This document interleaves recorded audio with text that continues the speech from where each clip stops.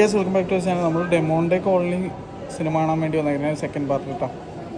PVR ഫോർമോളിലാണ്. Okay, ഇതാണ് ticket. Screen 5-ലാണ് കേട്ടോ. ഇന്നാണ് ഒരു കാര്യം പറഞ്ഞത്, ടാപ്പ് ചെയ്ത് കഴിഞ്ഞാൽ ഓഫർ വർക്ക് ചെയ്യില്ല, സ്വൈപ്പ് ചെയ്താലേ വർക്ക് ചെയ്യുള്ളൂ.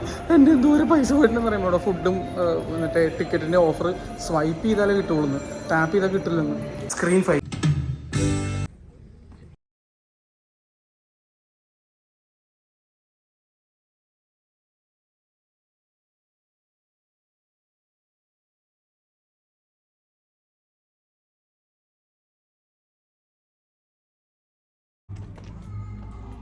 ഡെമോണ്ടെ കോളനി 2 കണ്ടു.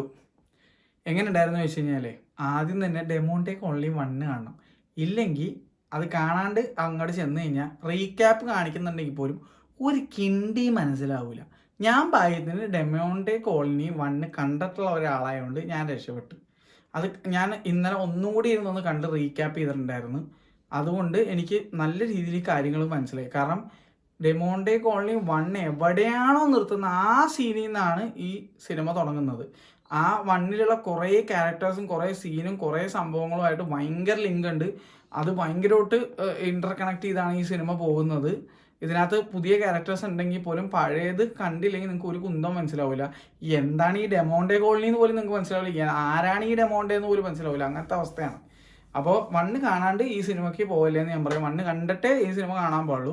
ഇതിനകത്ത് അഭിനയിച്ചിരിക്കുന്ന നടിയുടെ പേര് ഞാൻ മറന്നുപോയി. ആളുടെ പേര് പ്രിയ എന്നുണ്ട്, അങ്ങനെ എന്തോ ആണ്. ആള് നമ്മുടെ ഇന്ത്യൻ ടൂലൊക്കെ അഭിനയിച്ചിട്ടുള്ള ആളാണ്. ഇതിനകത്ത് അത്യാവശ്യം തിരക്കില്ലാത്ത ഒരു റോളായിരുന്നു ആള് ചെയ്തത്. നടൻ കിടു, നടൻ സൂപ്പറായിരുന്നു കേട്ടോ. അരുൾനിധി അങ്ങനെ കണ്ടോണ നടന്റെ പേരട്ടാ. പ്രിയ ഭവാനി ശങ്കർ എന്നാണ് നടിയുടെ പേര്. അരുൾനിധി കറക്റ്റാണ് നായകന്റെ പേര്. ആളിതിനകത്ത് വേണ്ട ഇനി അത് പറയാനുള്ള അതിൻ്റെ ഒരു സസ്പെൻസ് പോകും. Directed by R. Ajay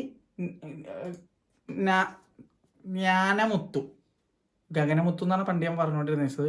cobra Imaikkaa Nodigal Demonte Colony first part direct ചെയ്ത ആളാണ്. കോബ്ര കുറേ പേർക്ക് ഇഷ്ടപ്പെടാത്തൊരു സിനിമ, എനിക്ക് അത്രയും മോശം ആയിട്ടൊന്നും തോന്നിയിട്ടുണ്ടായിരുന്നില്ല. പക്ഷെ എനിക്ക് പുള്ളിയുടെ ഏറ്റവും ഇഷ്ടമുള്ള സിനിമ ഇമൈഗ നൊടികളാണ്. നയൻതാര, വിജയ് സേതുപതി, അനുരാഗ് കശ്യപ്, അഥർവ വേറെ ലെവൽ പടമായിരുന്നു. എനിക്ക് ഭയങ്കര ഇഷ്ടപ്പെട്ടൊരു സിനിമയാണ്. അപ്പം അതിൻ്റെ ഡയറക്ടറാണ് ഇതിൻ്റെ ഡയറക്ടർ. പുള്ളി തന്നെ ആയിരുന്നു ഫസ്റ്റ് പാർട്ട് ചെയ്തത്. ഇത് പുള്ളിയുടെ 4ാമത്തെ ചിത്രമാണ്, ഇത് സെക്കൻഡ് പാർട്ടാണ്. അപ്പോൾ എന്തായാലും പടത്തെക്കുറിച്ച് പറയുമ്പോഴേക്കേ അടിപൊളി ഹൊറർ സിനിമയാണ്.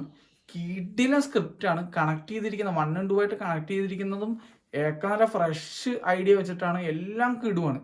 പക്ഷേ ഇവർക്ക് അത്ര ബഡ്ജറ്റ് ഇല്ലായിരുന്നു എന്നാണ് എനിക്ക് ഫീൽ ചെയ്തത്. അതുകൊണ്ട് തന്നെ ഗ്രാഫിക്സ് ഒക്കെ ആകെ ഭയങ്കര മീഡിയോക്കർ സീനായിരുന്നു. പക്ഷേ സൗണ്ട് ഡിസൈൻ കിടുവായിരുന്നു.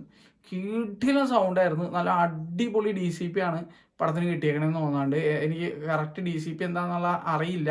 എൻ്റെ ഊഹം ശരിയാണെങ്കിൽ 4K 5.1 IAB എന്നാണ് വന്നിരിക്കുന്നത്. കാരണം അത്രയും രസമുണ്ടായിരുന്നു കേൾക്കാനായിട്ട്.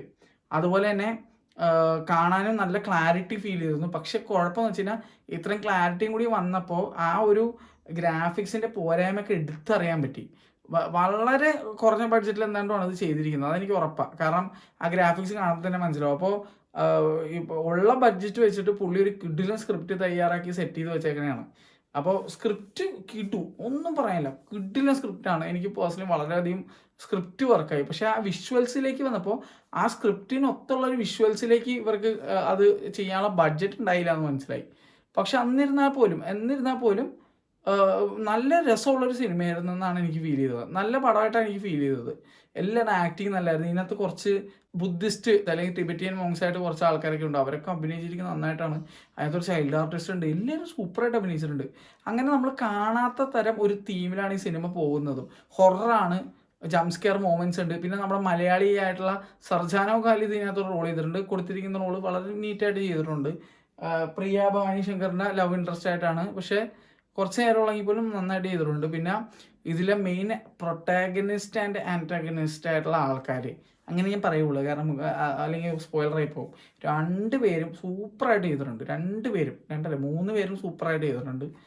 പിന്നെ അതുപോലെ ഫസ്റ്റ് മൂവിയിലുള്ള കുറച്ച് ക്യാരക്ടേഴ്സ് ഇതിനകത്തുണ്ട്. പിന്നെ ഇതിനകത്ത് ഒരു സ്റ്റോപ്പ് മോഷൻ ടൈപ്പ് ഒരു സാധനം, നമ്മുടെ ഈ ഗോദ സിനിമ തുടങ്ങുന്നതിന് മുന്നേ ഒരു സീക്വൻസ് ഉണ്ട്. അതായത് ഇങ്ങനെ ആ ഒരു ഗോദ നടക്കുന്ന ആ പറമ്പിലേക്ക് ചെല്ലണേ മുന്നേ എല്ലാവരും സ്റ്റോപ്പായിട്ട് നിന്നിട്ട് ഇങ്ങനെ പോകുന്നത്.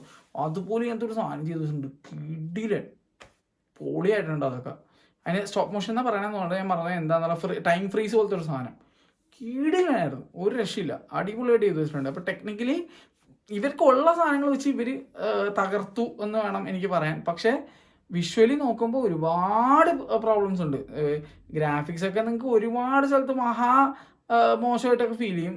ഒട്ടും അപ് ടു ദ മാർക്കായിട്ടൊന്നും ഫീൽ ചെയ്യില്ല. പക്ഷേ ഇവരുടെ സ്റ്റോറി അത്രയും സ്ട്രോങ് ആണ്. ചില വിഷ്വൽസിൻ്റെ അതായത് തിങ്കിങ്, അതായത് നമ്മൾ പറയില്ല എന്തൊക്കെയാടാ മോനെ ആലോചിച്ച് വെച്ച് നിങ്ങൾ സ്ക്രിപ്റ്റ് എഴുതിയേക്കണെന്ന്, അങ്ങനെ തോട്ട് വരും. പക്ഷെ ആ എക്സിക്യൂഷനിൽ വന്നപ്പോൾ അവർക്ക് ആ ബഡ്ജറ്റ് ഇല്ലായ്മയുടെ പ്രോബ്ലം കൊണ്ടാണ്. ബഡ്ജറ്റും കൂടി ഉണ്ടായിരുന്നത് തകർത്താനെന്ന് എനിക്ക് ഫീൽ ചെയ്തത്. കാരണം ഇതിൻ്റെ റൈറ്റർ ആലോചിച്ച് വെച്ചിരിക്കുന്ന ടൈപ്പ് ഓഫ് കുറച്ച് തോട്ട്സ് സാധനങ്ങളുണ്ട്. ഇതിൻ്റെ പൊന്നോ അതൊക്കെ അടിപൊളി. ഇതിനകത്ത് ട്രാപ്പ്, ഇതിനകത്ത് പ്രേതം ഇങ്ങനെ ആൾക്കാരെ കൊല്ലണ രീതി, അതൊക്കെ ഭയങ്കര ഫ്രഷ് ആയിട്ട് എനിക്ക് ഫീൽ ചെയ്തു. പൊളിയായിരുന്നു, സൂപ്പറായിരുന്നു. അപ്പോൾ പടം എങ്ങനെ ഉണ്ടായിരുന്നു പറഞ്ഞാൽ ഒരു വൺ ടൈം വാച്ചബിൾ ആയിട്ടുള്ള ഒരു സിനിമ. ഒരു സീക്വലും കൂടി വരുന്നുണ്ട്, അത് എൻ്റെ ആയിരിക്കും എന്ന് തോന്നുന്നു. മൂന്നാമത്തെ പാർട്ട് കൊണ്ട് തീർക്കാനുള്ള പരിപാടിയാണെന്ന് തോന്നുന്നത്. പക്ഷെ ഒരു വല്ലാത്തൊരു ടീസ് ഉണ്ട് ലാസ്റ്റ്. ആരാണ് നടന്ന് കാണിക്കാതെ ഇങ്ങനെ അവർ പെട്ടെന്ന് ക്ലോസ് ചെയ്ത് അറിഞ്ഞ് അതെനിക്കൊരു വല്ലാത്ത ഫീലിംഗ് ആയി. പക്ഷേ പണ്ടാരം അതിനകത്ത് കാണിച്ചില്ലല്ലോ, ഏതെങ്കിലും മെഗാ നടനായിരുന്നോ എന്നൊക്കെ ഡൗട്ട് അടിക്കും വിധത്തിലാണ്. ഏതോ മെഗാ നടനാ മഞ്ഞെന്നുണ്ട് അടുത്ത സിനിമയിൽ. എന്തായാലും നല്ലൊരു സിനിമ, ചെറിയ സിനിമ, സൂപ്പറായിട്ട് ചെയ്തിട്ടുണ്ട്. ആ ഗ്രാഫിക്സും കൂടി സെറ്റായിരുന്നെങ്കിൽ ഒരു മുഴുനീളൊക്കെ ഇടലും പടം എന്ന് പറഞ്ഞാൽ. ഇതിപ്പോൾ ഗ്രാഫിക്സ് ഭയങ്കര പിന്നിൽ നിൽക്കണമെന്നുള്ളതാണ് എനിക്ക് ആകെ തോന്നിയൊരു പ്രശ്നം. ഗ്രാഫിക്സും കൂടി അടിപൊളിയായിരുന്നെങ്കിൽ പടം വേറെ ലെവലായാണ്. Script super. ഞാൻ പറഞ്ഞേ ഉള്ളത് വെച്ച് ഓണം ഉണ്ട് അവർ, അതാണ് സംഭവം. അപ്പോൾ നിങ്ങൾ ഓൾറെഡി സിനിമ കണ്ടവരാണെങ്കിൽ എങ്ങനെയാണെന്നുള്ള അഭിപ്രായം പറയുക. എനിക്കിതാണ് തോന്നിയത്. നിങ്ങൾക്ക് ഞാൻ വീണ്ടും പറയുകയാണെങ്കിൽ ഗ്രാഫിക്സ് വളരെ പുറകിലാണ് നിൽക്കുന്നത്. പക്ഷേ സിനിമ മൊത്തത്തിൽ നോക്കിയപ്പോഴേക്കും എൻജോയബിൾ ആയിട്ട് ഫീൽ ചെയ്തു, നല്ല ത്രില്ലിംഗ് ആയിട്ട് ഫീൽ ചെയ്തു, നല്ലൊരു ഹൊറർ ചിത്രമായിട്ടും ഫീൽ ചെയ്തു.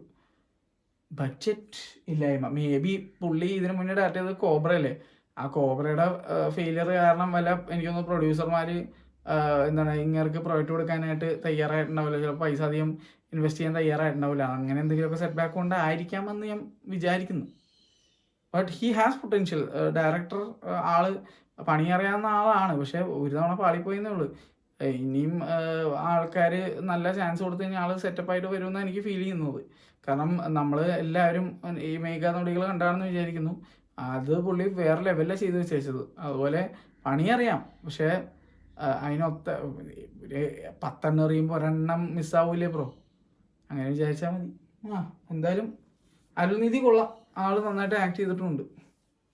അപ്പം എനിക്ക് പിന്നെ വേറൊരു കാര്യം എനിക്ക് തോന്നിയത് ഡെമൻറ്റോ കോളനിയിൽ ഫസ്റ്റ് പാർട്ടിൽ നമുക്ക് കുറേ സുപരിചിതമായ മുഖങ്ങളുണ്ട്. ഇതിനകത്ത് ഉണ്ടെങ്കിൽ പോലും ഞാൻ പറഞ്ഞില്ലേ ഒരു കുറച്ചുകൂടി നല്ല ബാങ്കബിൾ ആയിട്ടുള്ള ഒരു ആക്ടറും കൂടി അല്ലെങ്കിൽ ആക്ട്രസ് ആയിരുന്നെങ്കിൽ എനിക്കൊന്ന് കുറച്ചും കൂടി ഒരു പുഷ് കിട്ടിയാനെ, അങ്ങനെ എനിക്ക് ഫീൽ ചെയ്തു. പിന്നെ എനിക്ക് തോന്നുന്നത് ഞാൻ പറഞ്ഞില്ലേ അതേ കാസ്റ്റൊക്കെ വെച്ചിട്ട് കണ്ടിന്യൂഷൻ ആയതുകൊണ്ട് ആക്ടേഴ്സിനൊന്നും മാറ്റാൻ ഞാനൊന്നും തോന്നുന്നത്.